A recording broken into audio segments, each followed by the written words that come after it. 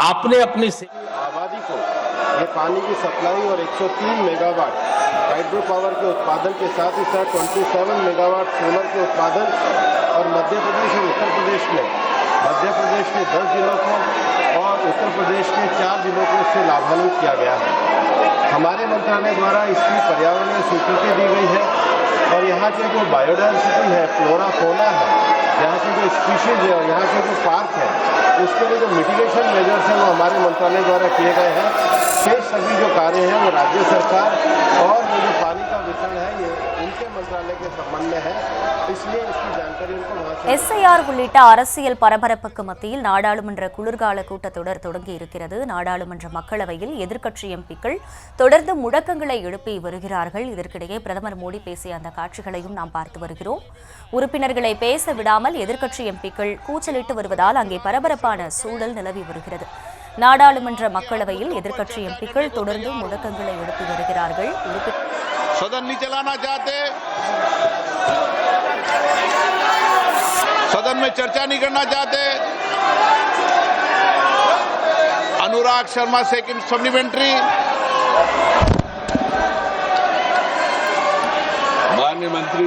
माननीय अध्यक्ष जी, ये जो आज यहाँ पर हल्ला बिना बात पे किया जा रहा है और हम लोग सांसद जो विशेष रूप से इतनी दूर दूर से आते हैं अपनी बात यहाँ रखने के लिए, एसआईआर के बावजूद भी ये लोग नहीं मानने के लिए तैयार है। बिहार की इतनी बड़ी हार के बाद भी नहीं मानने को तैयार रहते हैं। इन लोगों को समझना चाहिए कि सांसदों को यही एक मौका मिलता है अपनी बात रखने का।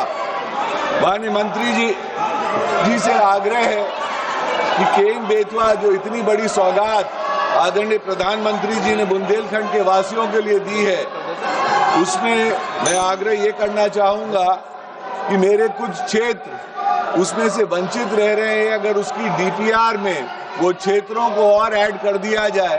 विशेष रूप से एक गोविंद सागर बांध है मेरे क्षेत्र में, उस बांध को अगर हम ललितपुर की जाखलौन कनाल से राजघाट के डैम से अगर जोड़ देंगे तो हमेशा ललितपुर शहर को पीने का पानी और गोविंद सागर के नीचे के सारे हिस्से वहां से सिंचित हो पाएंगे। यह एक आग्रह मंत्री जी से था। माननीय अध्यक्ष महोदय, मैंने पूर्व में भी कहा है कि पर्यावरण मंत्रालय के द्वारा जो EIA रिपोर्ट तैयार की जाती है, उस EIA रिपोर्ट का जो स्कोप है वो local biodiversity, forest cover, impacts on biodiversity, local जो अराउंड एरिया उसके अंतर्गत, उसके साथ ही साथ